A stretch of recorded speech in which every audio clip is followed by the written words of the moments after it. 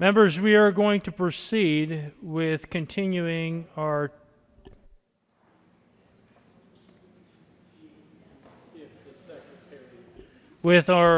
tributes to departing members. Mr. Carpenter, will you please read the tribute for Senator Tate?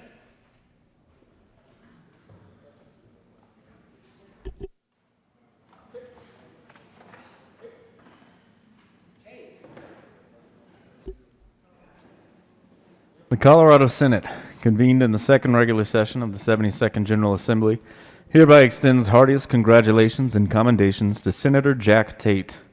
Senator Tate was elected to serve in the 70th, 71st, and 72nd General Assemblies, where he represented his fellow citizens with honor and dignity.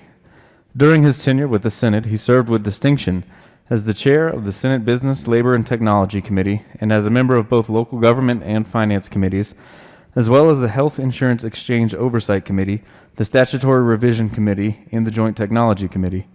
Senator Tate also served on the Opioid and Other Substance Use Disorders Study Committee, the Police Officers and Firefighters Pension Reform Commission, the Pension Review Commission, the Pension Review Subcommittee, and the Sales and Use Tax Simplification Task Force.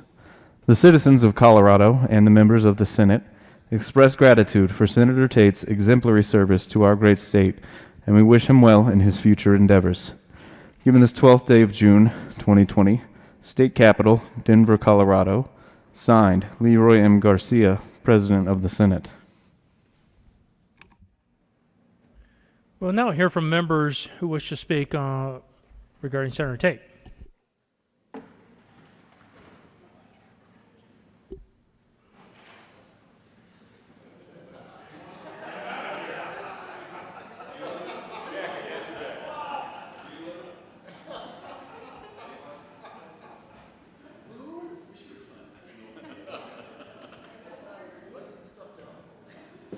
Senator Lundy.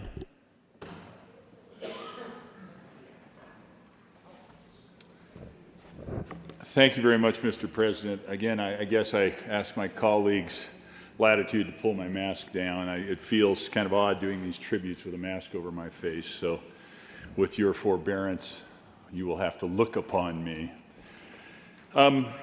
Jack Tate. Probably the most clear way to see Jack is the fact that it's complicated. He is a multi-layered individual. I see many aspects of who he is, and quite frankly, I don't see all the aspects of who he is. But the three elements that I see most clearly, and this was the thing that jumped out at me when I met him. We ran at the same time to join the Colorado House. And so I met him at an event. I don't recall even what the event was, but I thought to myself as I met Jack Tate, I said, well, he's kind of a poet philosopher. What's he doing in this political game? And he does have a poetic connection that ties him directly to some of the most famous names of the poets and thinkers of America, William Faulkner and T.S. Eliot. He has a familial relationship with them through his father. Jack's father, Alan Tate, was a poet, a novelist, a literary critic, and a contemporary and friend of William Faulkner and T.S. Eliot. And I think that elements of his father's visage and approach has come through to Jack. He is interesting because he has this languid sort of style where he is deeply thoughtful and kind of lugubrious even at times in the way he approaches things. And it could be because of his roots, his connection to his native and beloved Nashville, Tennessee. But the interesting thing, and here's where the first turn in the complexity comes, is that style, that kind of language style, you can almost taste the sweet iced tea, is juxtaposed against a mind that has a grasp of the finer points of economic theory, that he reaches into the inner complexities of very challenging and difficult public policy issues, and he does it all as if his mind were a spreadsheet. I can just see the lines, the rows and columns lining up as he thinks about some of these issues that we deal with. And then you get the next turn. He chooses to, and it's not just a willingness, he chooses actively to courageously, and I would say sometimes in a misguided way, he has this willingness to get into the middle of ponderous and politically controversial subjects. And typically these subjects Jack chooses are not controversial because one side says one thing and another side says the other thing. They're controversial because neither side quite understands where they want to be on these challenging issues. And I think in that, and this might be what draws him into it, is opportunity.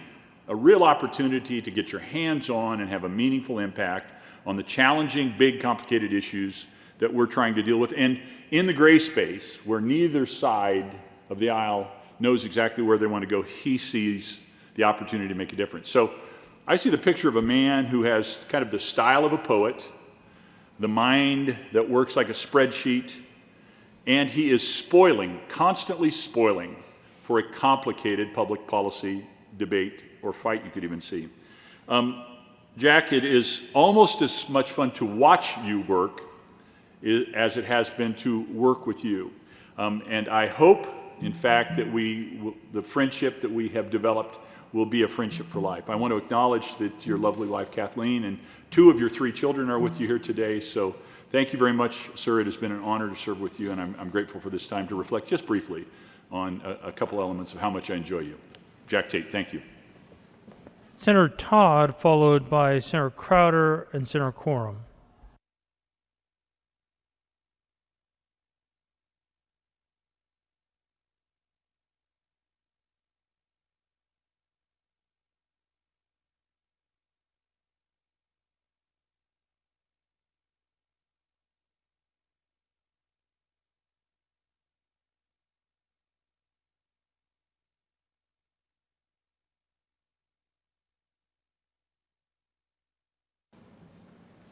Thank you, Mr. President. And my first meeting with Senator Jack Tate was in the parking lot in the Circle Drive.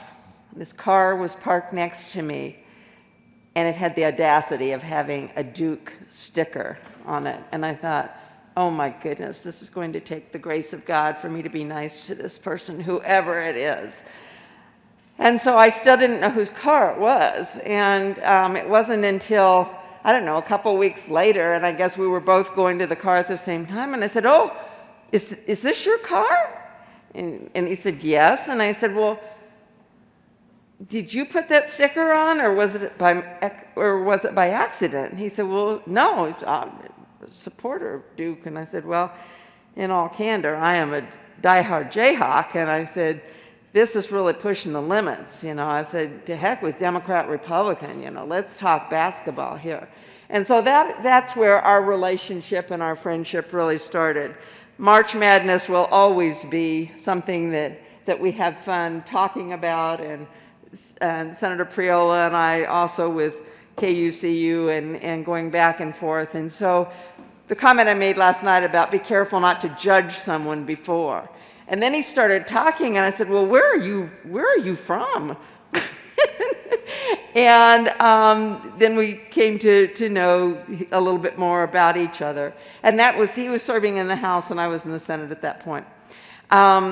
It has been my honor and my privilege to serve with you, Jack, both in joint technology and finance. And I think one of the things that I marvel at is the methodical thinking of looking at an issue and looking at a problem and not just rushing into a decision, but really analyzing and looking at the different possibilities and the different angles of how to problem solve. And you look at it from so many different angles and are always so very thoughtful. And I really appreciate that. I felt like I got to know a little bit more about you in Nashville when we were there for NCSL, and I got to meet some of your friends. And they just raved about what a wonderful friend Jack Tate has been, this lifelong friendship. And what that said to me is not only is he a thoughtful legislator, but he is a committed friend. And his family, obviously, it's wonderful to have you here on the floor as well. And I wish you well. I wish you all the blessings in the world. And I know that whatever you do, whatever you touch, will always have a sense of joy and a little bit of smirk on your face. And it's been wonderful to get to serve with you. God bless you. Senator Crowder. Senator Quorum Crowder here. Thank you, Senator Crowder. Thank you, Mr. President. You know, when Jack first arrived here, somebody in this area here, I don't know if you all are aware of the Matlock TV show, the theme song, but Jack said over here, and every time Jack come up here, somebody would turn that phone on, and you'd hear that music of the Matlock attorney's show. I don't know if many of you were around when that happened, but that's it. That's it. Every time he'd come up, that song would come on. And talk about fitting somebody to the T. You know, it's, you know, I'd like to address his family. You know, I think Jack's a rare individual. You know, and it's rare that you have people so friendly that he draws people to him.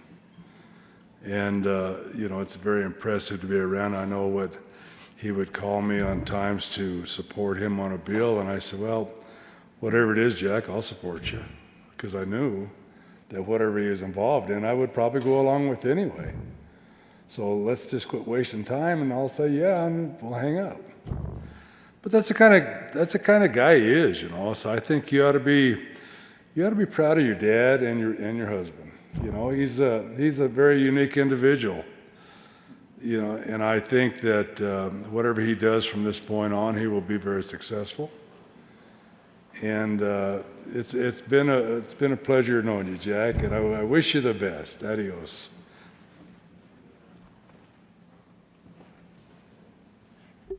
Senator Quorum. I'm fine. Thank you, Madam President. I would like to thank the senator from Monument for enlightening me, because I had no idea of his poetic background. But looking at him, I do understand, because his feet are definitely Longfellow's.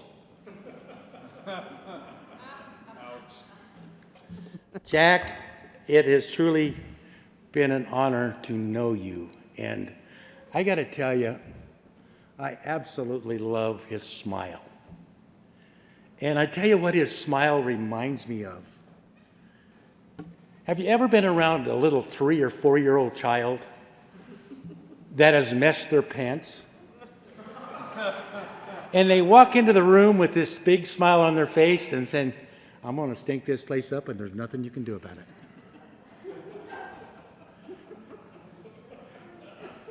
And that is the smile that I see on Jack Tate.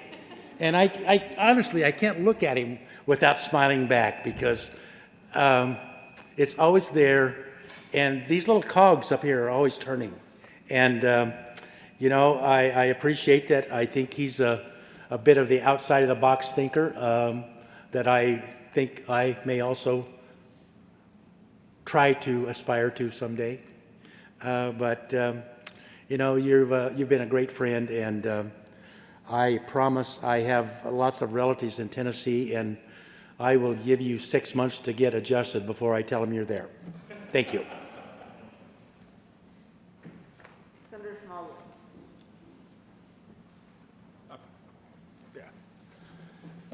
Thank you, Madam President. Colleagues, thank you for giving me another few minutes. It's ironic that I'm up here talking about Senator Tate, because I had never heard the phrase eulogy of the living until I sat next to Senator Tate. He taught me that phrase, and my first year I had no idea what he was talking about, yet here I am delivering a eulogy of the living for Senator Tate. talking about a lot of colleagues who aren't with us and aren't serving with us any longer. Sometimes I get sad, a little misty-eyed, knowing I'm not going to see that person or get to work with that person. I'm not the slightest bit sad talking about Senator Tate. Like, wow, that sounds harsh. But it's actually not harsh at all, because Jack is my best friend in the Senate. And I phrase that carefully for a reason, because I'm not saying that I'm Jack's best friend in the Senate.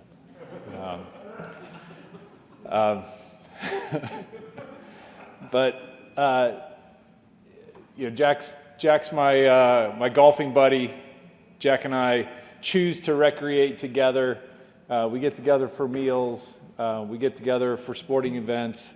And having served on both finance and business with Jack, we got to spend a lot of time together.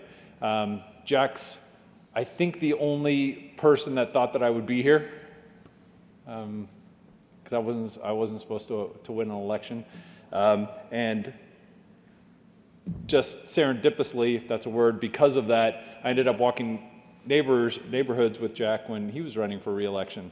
And you want to really get to know somebody, walk neighborhoods with them for several days on end, and the conversations that you have, you get to know somebody pretty well. And being somewhat new to politics, it's like this guy's interesting.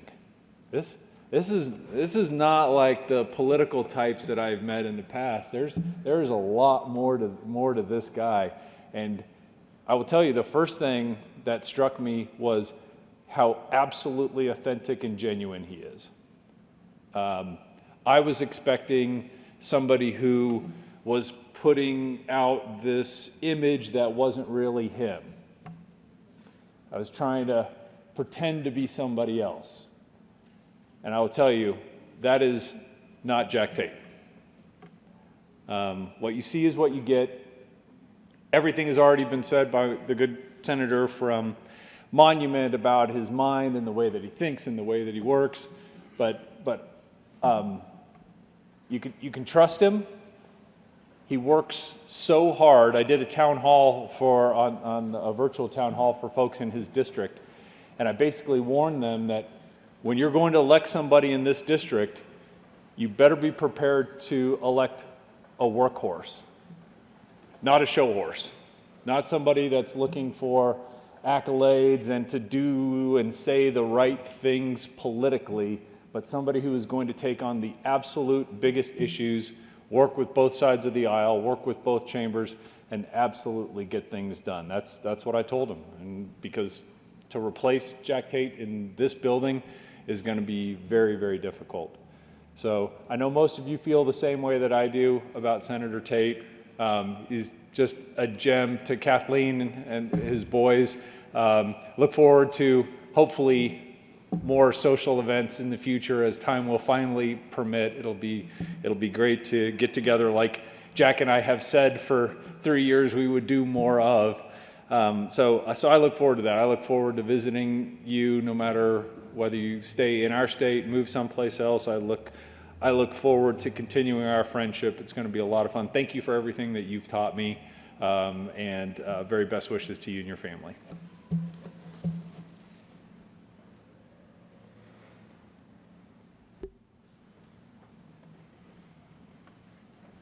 Senator Priola. Thank you, Madam President. And I will miss Senator Tate very much. I count him as a friend. We spent a lot of times joking and working on issues, not only here in the Senate, but also in the House. I too remember the first time we met. He may not remember this, but it was an event in Arapahoe County. I think it was I forget the name of the group, but it was around Smoky Hill Road and E470. And he came in and gave us a little stump speech to the group, and then said he was off to knock on doors. And I thought, that's a guy right after my heart. He knows how to work hard to win a race, and he's really good on the stump. But I also learned the true character of Jack Tate when we sat next to each other in the House his first year, because that's the year I broke my left leg skiing pretty bad. And he was such a kind, patient man to deal with me with my leg spread across another chair, and all the problems with that. At the time, we weren't pulling out file cabinets yet. We hadn't gone online with our iPads and stuff.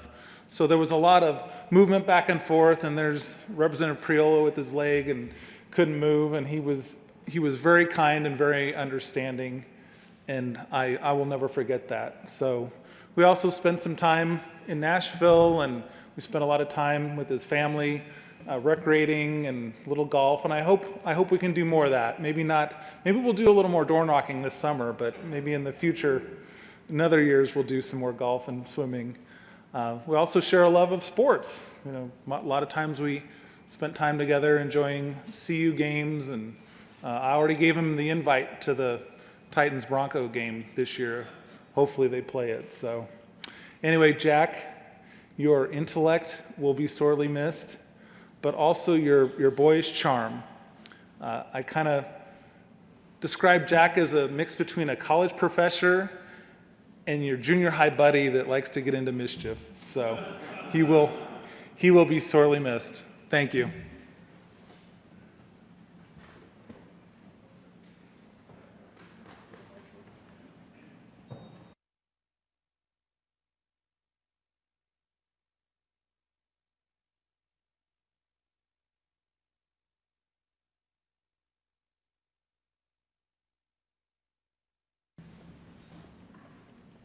Senator Scott. Thank you, Madam President. Well, Jack, my chair buddy over there, you know, you got to sit next to Jack to get the full impact of what he, number one, is and what he does. I kind of call him smooth and smart at the same time. You know, because sometimes he'll just fool you. He'll just kind of slide in very slowly on something. And he's always funny because, you know, he always brings something up about a bill, and he'll kind of look at me and give me a smirk and make a few comments. And then you try to talk to him about that, and he'll hold his hand up like, nope, shut up, I'm listening. And it's kind of like, really? Gee, thanks a lot, Jack. Because he really doesn't want your input, right? He just wants to tell you what's going on with that bill. So he's very smooth. He's a very interesting guy to be around. But he's a little bit like Pigpen, too. If you look at his desk, you have to notice the banana. The banana moves all over the desk throughout the day. And it always starts in the morning, and it's like, okay, Jack brought another banana. Jack doesn't eat the banana. Jack plays with the banana. It moves. Sometimes it's on my desk. There it is, right there. Sometimes it's on my desk. Sometimes it's on his desk. It's all over the place. There he goes. He's eating the damn banana. But he's quite the character. And he'll use your desk, too. So you'll come in and you'll find his briefcase, and he's plugged in. He's using your plugs, and you know, he's just Jack. He's just kind of all over the place. He's a character. But yeah, just on Fridays, right? But he's an incredibly smart guy. And you all know that from the legislation that you see him run, because I mean, he's way above my pay grade. I mean, he's just, you know, very big brain. Either though people call us brothers from another mother, Jack's a very, very intelligent man. And we're losing that institutional knowledge with term limits, which is very, very sad. We're losing a lot of really good folks this year, which is incredibly sad. He's going to be missed. He's going to do incredibly well whatever he decides he's going to do, which again, I think his mind is all over the place right now, what he's going to do. But whatever he decides, once he's going to decide to focus on that, look out, world, here he comes. So I'm just going to say this was kind of just like another level of schooling for him. You know, he did all of his schooling, and then he came here for another 8 years to get his doctorate, let's call it his PhD, and what he's going to do next in life. He's just an incredible scholar, but more importantly, he's been a great friend, and he's also just a good man. And you can see that in his eyes, and you can see that in his family. He's just a good man, and we're going to miss him dearly, and wish you nothing but well, bud.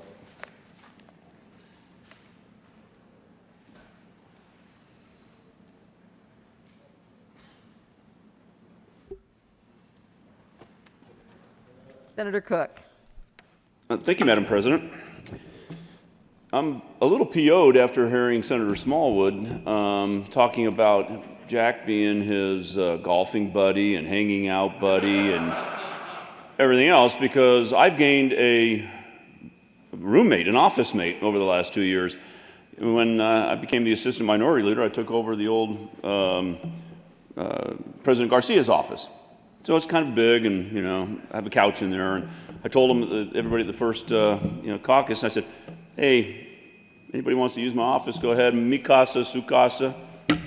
I didn't know Jack would take me so literally. I mean, he lives in my office, and I come in, and what the senator from Grand Junction was saying about, hey, Jack is using his plugs and doing all that kind of stuff. I come in sometimes, and he's sleeping on my couch, or he's in my desk, or he's sitting at the desk with his feet up on my desk. And the other day I asked him, hey, how many times have you been in your office across the street? Because, everybody's over there except for the minority office. And he goes, oh, I think I've been over there once or twice, 2 times this year. So I gained a roommate. I didn't gain a golfing partner. So I'm a little irritated at that. I got to tell you, though, Jack is never afraid to take on the hard issues. Last year, or 3 sessions ago, he was, I believe it was the para bill.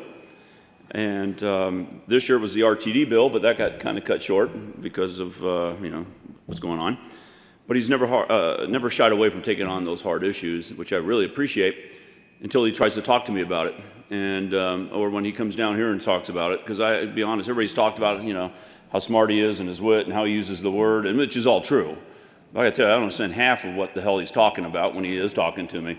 And that's that saying, if you can't dazzle them with brilliance, baffle them with bull poop. And so some of the times when he's talking down here or to me, I'm trying to figure out, is he dazzling me with his brilliance, or is he baffling me with the bull poop? And so after a while, and he's talking to me and trying to convince me of his position, and he's using, I don't know, economic terms and, whatever he's using. It's like after about 20 minutes, it's like, wah, wah, wah, wah, wah. And it's like, okay, you got me, Jack. I don't know what the hell you're talking about, but it must be good if that's what you're saying, because I'll trust you. So I will usually vote with him on those kind of bills to support them.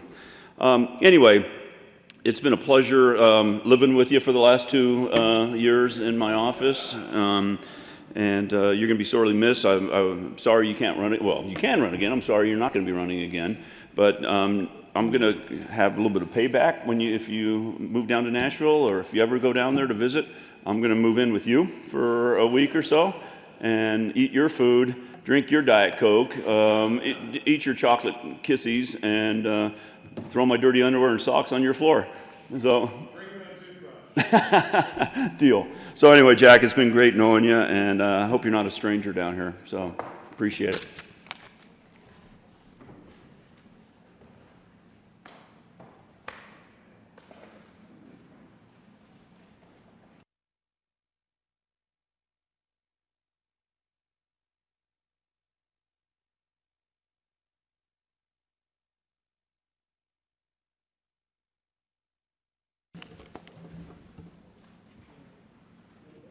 Senator Rodriguez. Thank you, Madam President.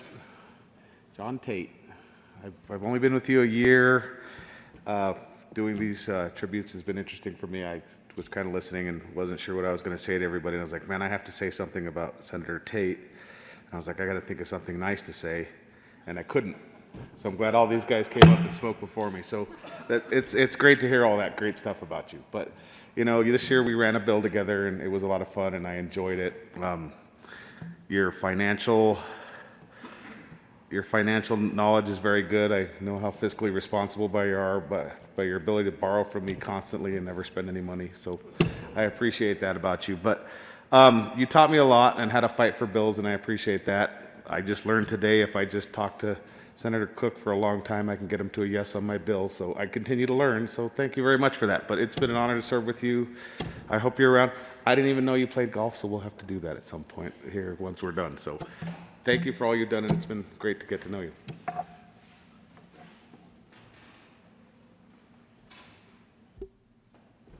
Senator Hill. Madam President, I'll wait until the hugs are over.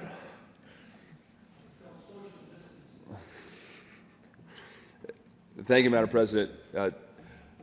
Colleagues, one of the things I love about kind of traditional conservatism before maybe it's taken a different form in its name in the last 15, 20 years, conservatism was this idea that you loved a place and you wanted to preserve what was good about it. You wanted to conserve what was good about it.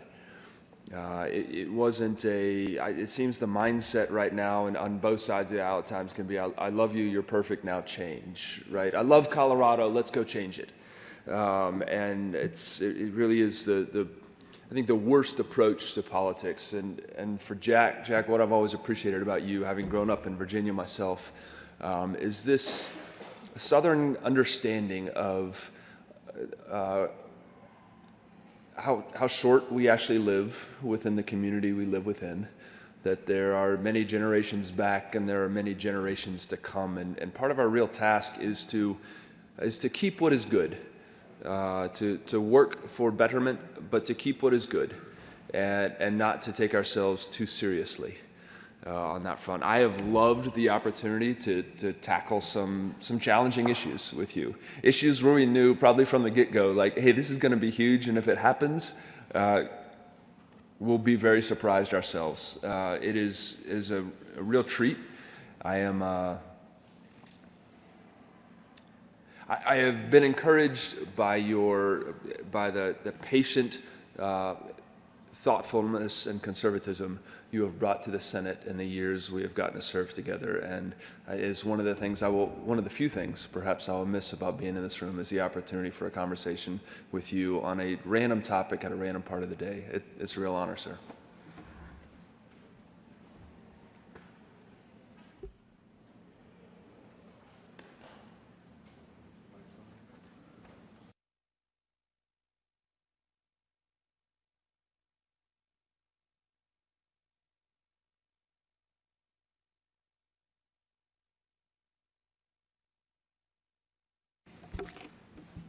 Senator Zinchinger. So, Jack, you give the best compliments of anybody down here at the Capitol. And they're always something that is just teeny tiny that nobody else saw except for you.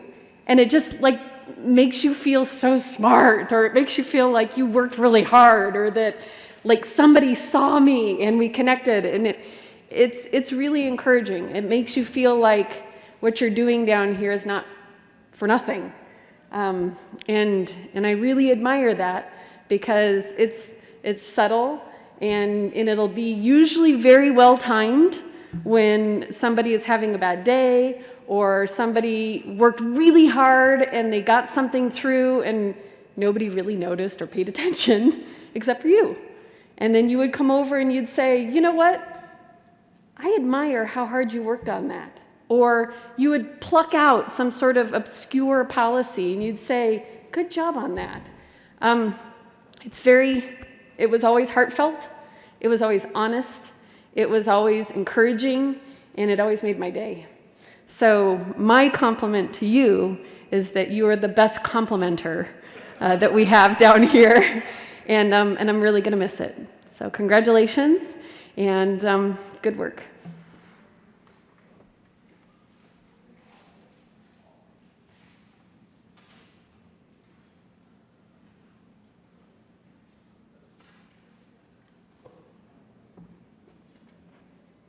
Mr. Majority Leader.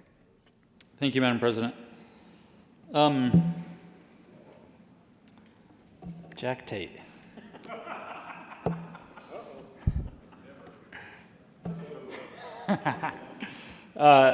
You know, it's funny. I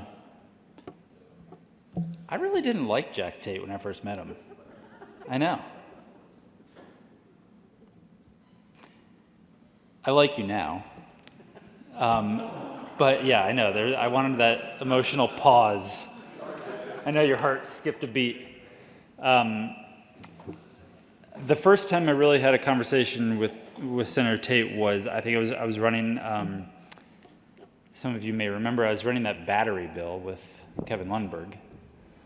And we were like on the cover of, at the time, The Statesman, and it was like, Bergs and batteries was the headline for some, that was the biggest news of the week.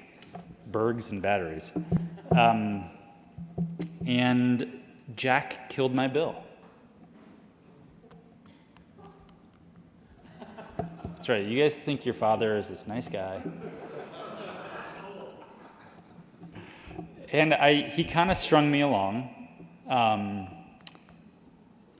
Looking back on it, he was never going to vote for the bill.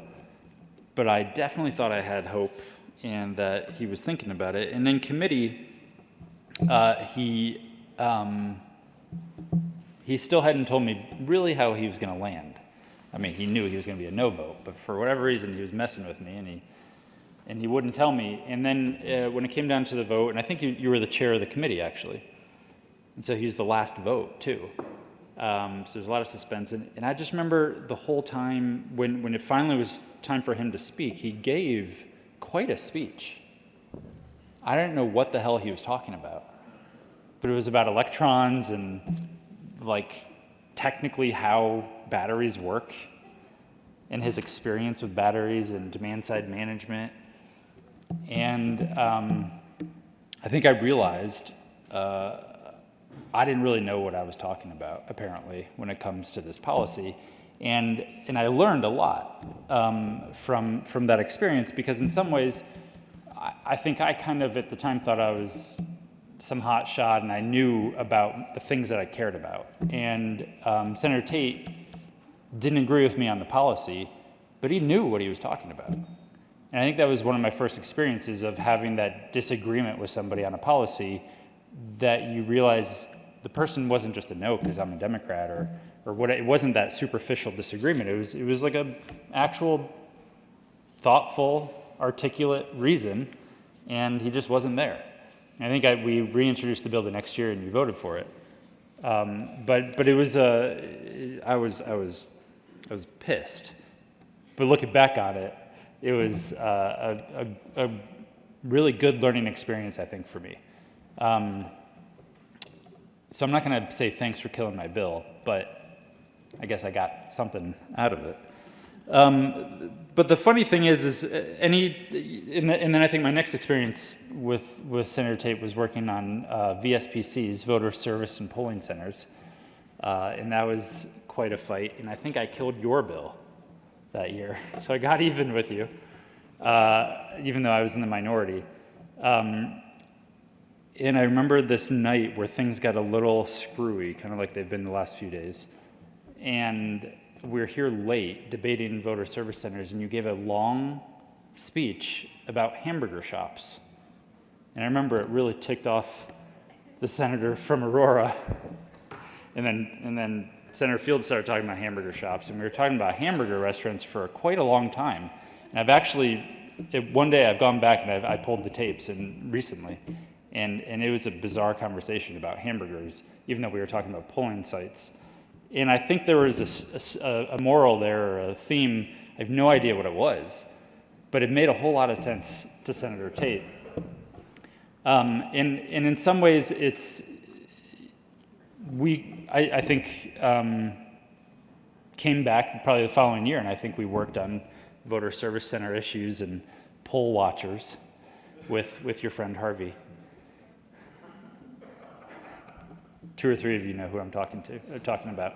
And the thing that I love about Jack Tate is he usually will disagree with you at first. And eventually you get to a place where you both are on the same page. And it's not necessarily because he got to the center or you got to the center and you met halfway, but because you just talked about it and got to a different understanding of some of the facts.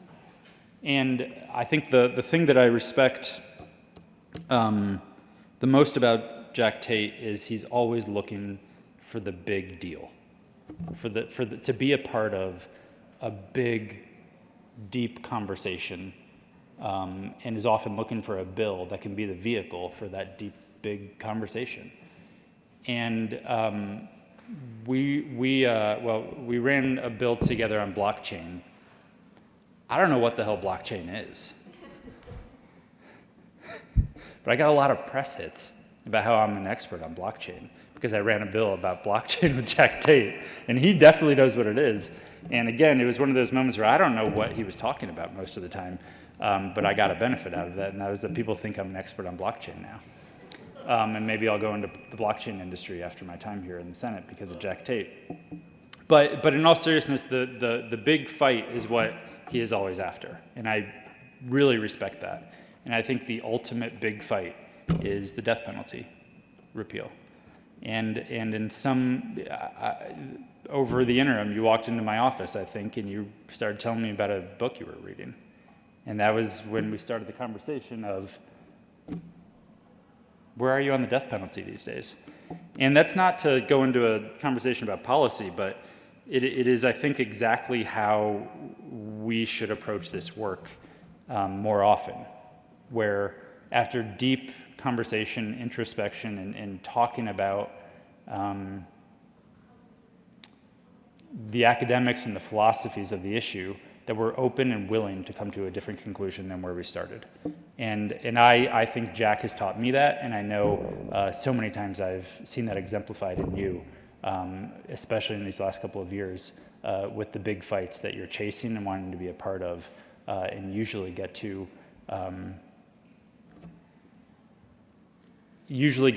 a place where it is mutual agreement on how to move forward, not because people compromise their values, because they had some very good, deep conversations about what are we trying to do and how do we get there and how can we make the world a little bit of a better place. And so thank you, Jack, for teaching me those lessons. Thank you for being who you are and who the impact that you've had on this chamber to always remind us that we should seek the right answers and the big fights and the big impacts on people's lives, even if it's not where we were at the beginning of the conversation, but to fight for what we think is right at the end of that conversation. So thanks.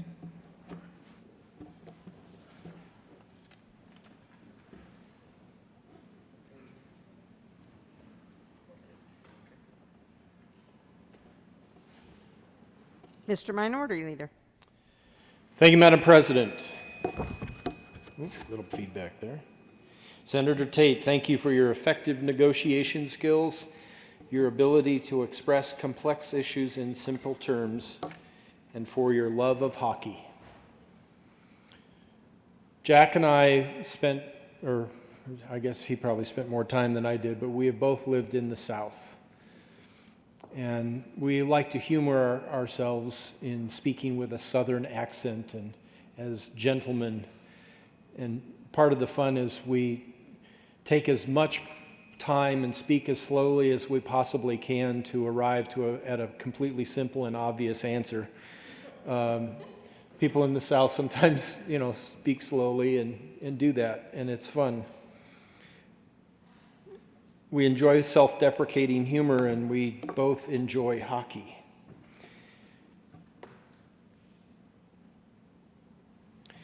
We both enjoy motorcycles. Just this week, I looked in my rearview mirror in my pickup truck, and there was this motorcycle screaming down the street behind me, and sure enough, it was Senator Jack Tate. I missed mine, and that's fun. Senator Crowder sort of took the Matlock moment away. I had that queued up on my phone, but it's been fun over the years as Jack will come into the chamber wearing a seersucker suit, and we play the Matlock theme or start whistling it. But Jack has a great sense of humor, and I'm going to miss that. We need that around here because this can be an incredibly stressful place, and being able to laugh at each other and especially laugh at ourselves, that's, I think, a sign of self-confidence. And I think it can be tremendously powerful in negotiations.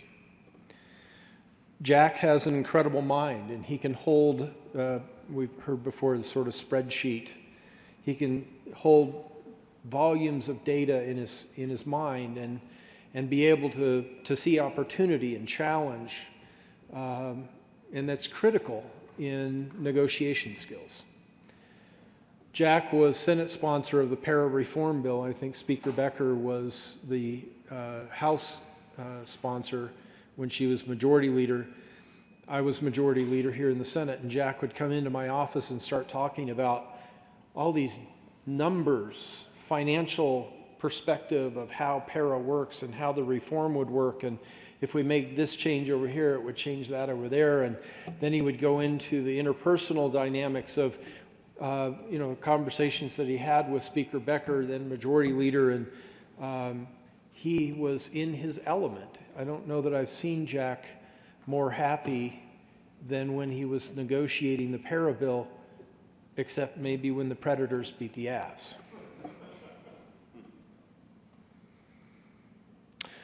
It was really an honor, and it was a very simple choice to appoint Jack as the chair of Senate Business. And that's quite a quality. The last person we'll say goodbye to has also served as chair of business, Senator Williams.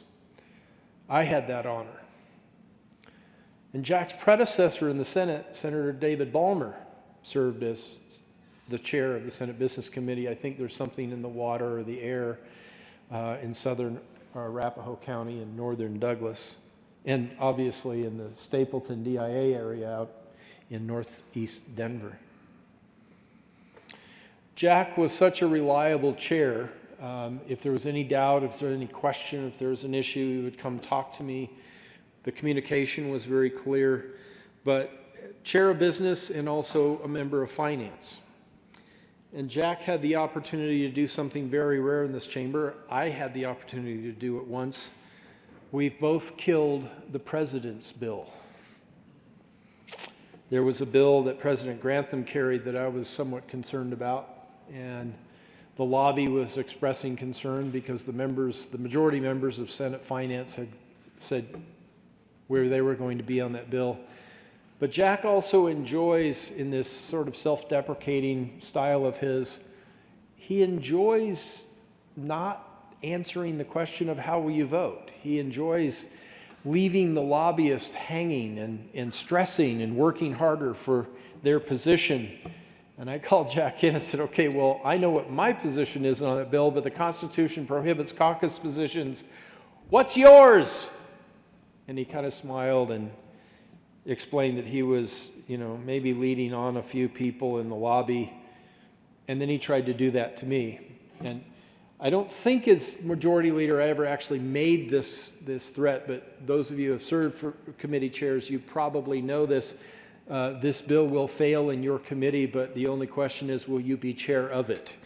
We didn't get to that point, but fortunately Jack did come through with the same vote that I had hoped and without such a threat. Jack was in his element last summer when we were in the minority. I've seen him in his element when we were in the majority. I've seen him in his element when we were in the minority. Last year there was great conversation about whether there should be a special session. And Jack really didn't argue the political dynamics of that, but the financial aspects, the opportunities of that. And he would call and lead me through these long conversations, and in my position as minority leader, I was more thinking of the political aspects of it, and Senator Cook and I had gotten to a point in early July where we just said no, and the majority of our caucus had said, no, we don't want to have those conversations. Jack wouldn't hear that. He kept negotiating, and it wasn't, again, political persuasion, but financial persuasion. Here's why this makes sense. If the numbers lined up this way, we could get this and this and this. And I certainly don't fault Jack for that. I had made up my mind. But it wasn't just sort of superficial sales. He truly believed in what he was conveying. He had the information in his head, and it was as though he was explaining to a slow-learning dyslexic who didn't understand why I should give up my position, not why he should give up his. Jack Tate contributes to the process. He looks for opportunities to add to it. And that is refreshing in this environment because we politicians are notorious for self-interest. We who ask people to vote for us and come here, and some do a better job than others in representing the people in our districts. But Jack Tate has always looked at this, I think every moment of every day that he's been in this position or over in the House, he has looked to contribute to the process, looked to contribute to answering the question at hand. He's not afraid. We've talked about those who are leaving, have shown an aptitude and appreciation to be able to cross the aisle and talk with people. He can do that within our caucus with people who disagree with him. He can do that in this chamber with people in the on the other side of the aisle. And because of his personality and his experience in both chambers, he's also shown an aptitude and a value, a quality in this assembly of being able to walk back and forth between the chambers. If he can't affect change here, he'll often find an opportunity to go over and have a conversation in the other chamber. And if he can affect the same change over there, we may never even know it, but he would. And I think that's an extraordinary quality. I've tried to do that myself. There's been times as minority leader and previously as majority leader when I've gone to talk with Leader Garnett or previously Leader Becker, and we found ways to change things just by working between the two chambers. And Jack has that natural ability. He has not been here for 10, 15, 20 years, and yet he had that ability, I think, walking in to the building.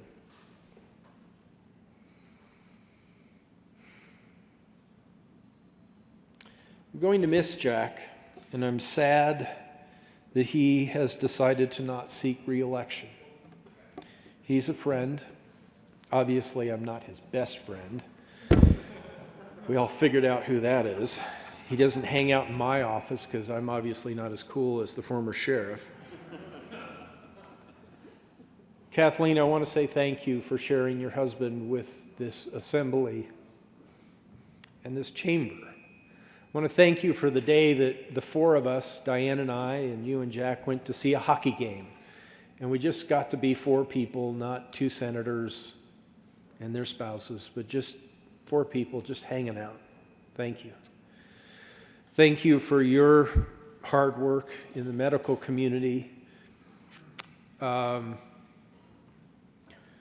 can't imagine how terrifying it was. I've heard some stories about the early days of COVID-19 and people who tested positive and then didn't test positive and then did. And But thank you for your hard work. Thank you for helping mothers and babies and taking care of the new citizens of this state. Whether you, Jack and Kathleen, whether you stay in Colorado or head to Nashville or whatever the future is, I'm grateful to know you. I'm grateful to know your family. I'm grateful to have a Southern gentleman as a friend here in Colorado. I miss the cordiality of y'all. And y'all are awesome. It's been great to know y'all, and I wish y'all the very best. To your sons, thank you for giving up time with your father. Those said to Senator Todd, after 16 years, this state and this institution, we the people have taken so much, and it's time to give you back. Jack, I wish we had more opportunity to take 4 more years away from your family, but I'm glad that we're not. Godspeed, my friend. Thank you.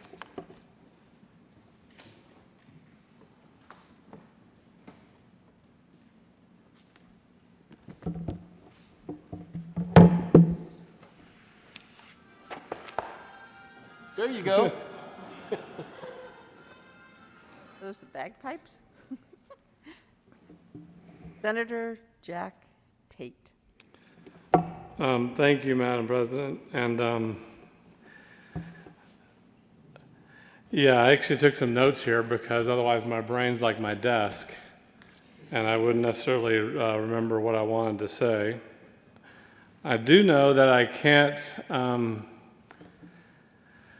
I'm so blown away by some of the things that folks have said, because I've just come down here and tried to do the best I can and put a smile on every day, and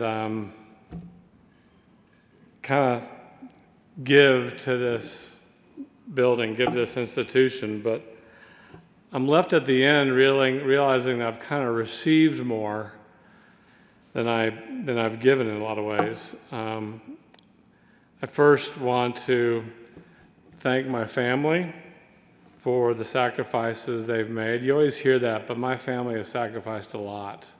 There's been a lot of things that we've gone through. My son Joey on the left is in high school. He's going to be a rising senior, and he's doing great. He's an amazing worker. I wish I had his focus and work ethic. I have ADD, Asperger's, and I can't keep things straight. In fact, it's so interesting to hear what you said about me, because to some degree of my personality, I don't see myself. I don't know how to say that. It's kind of like interesting to have someone hold up a mirror to you and show you who you are, and it's like, wow, I had no idea. It's kind of like maybe a handicap I have, I suppose. My son Jack, baby Jack on the right, he's graduating from Boulder this year, and he's unfortunately going to be facing the reality that the real world ain't, well, there's a lot of work involved in the real world. And so welcome to that, Jack. I remember how like my second day working after college, I was working for a company called Johnson Controls. Day 2, 1 in the afternoon, I was like, my God, that was like the second hand on the clock barely moved. But not when you're 52, the clock spins around. And my wife, Kathleen, thank you for all the sacrifices, all the pain, all the angst and disappointment and absence. I think people always say that, the time away is one thing, but I think the real killer, or not killer, but the real struggle for families is that there's such a dialogue and adrenaline here that you can't match at home. You go home, and next thing you know, you're speaking different languages, to the point sometimes where you just shut down. I hear that all the time, and it's just so true, because there's such the intrigue, the strategery, all that kind of stuff. So thank you, honey. Here at the end, it's like kind of like a more than a daydream, but I'm now thinking about the beginning when y'all say about the first met. I remember walking home the first day into my office at home and seeing all the books from when I was in grad school a long time ago, to fantasy of getting a degree in political science. And there's a book called Interest Group Society. And now I know what that looks like for all the people wanting stuff. There's a thick volume, Reforming the Bureaucracy, from 1979. It's obviously a completely ineffective text at this point, but I saw that there, and I remember going, well, there, that's what it looks like. The strip line is, thank you, Sam, for that question. We'll get that information back to you as soon as possible. Of course, you never get the information back from the administrative branch. There's Supreme Court cases. You see that here. You see little snippets.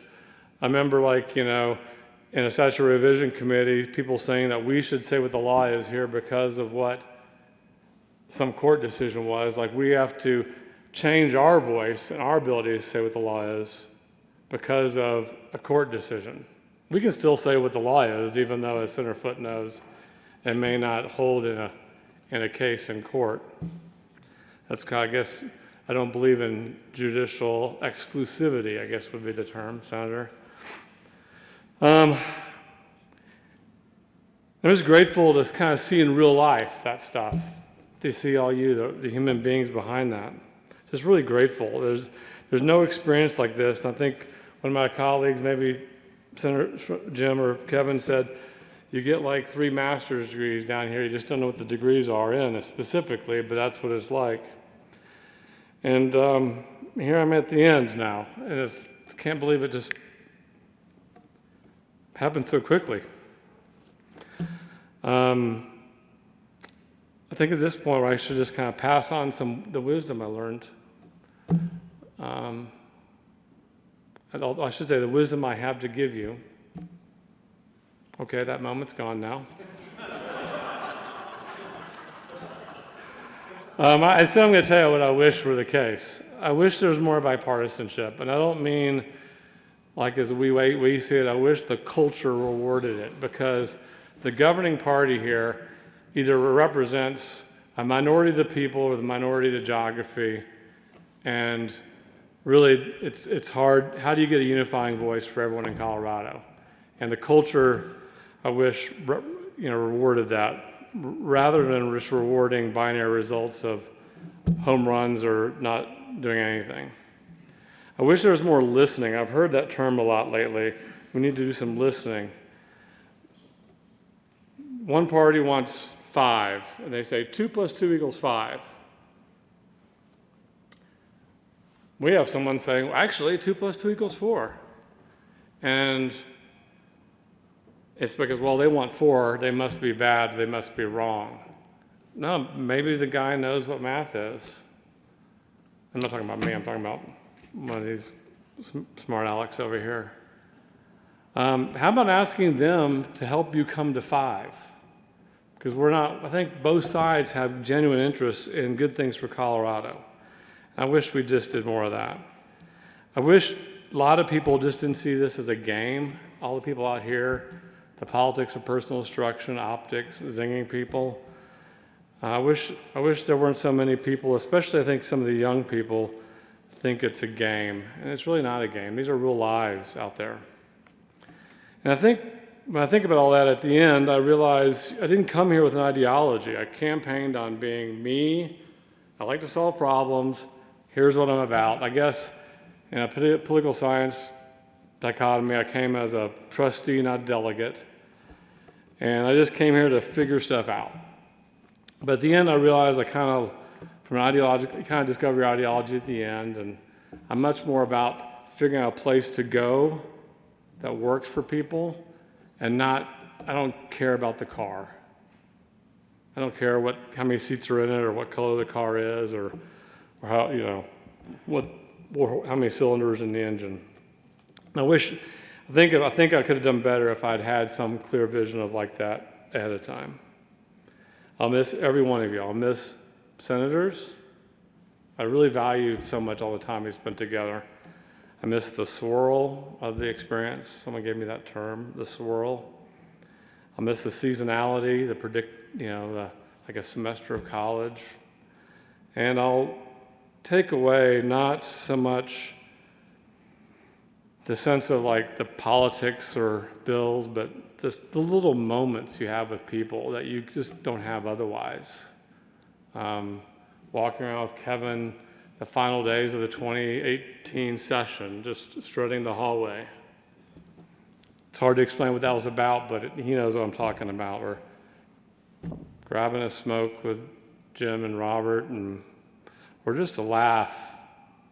Those are the things that I'm glad I treasured them, I guess. I'm glad y'all shared those moments with me, because a lot of this stuff doesn't matter. It really doesn't. I've made the right decision not to run again. I'm going to miss this place, miss all of y'all. It's just, I've lost something, and I've also gotten broken down here, and I need to retreat and recalibrate, and hopefully that will be here in Nashville, and hopefully gainfully employed. That would help with the bills. So thank you, everyone. I think to close, I would like to close with a quote by Truman. As Truman said, in case I don't see you, good afternoon, good evening, and good night. Thank you, everyone.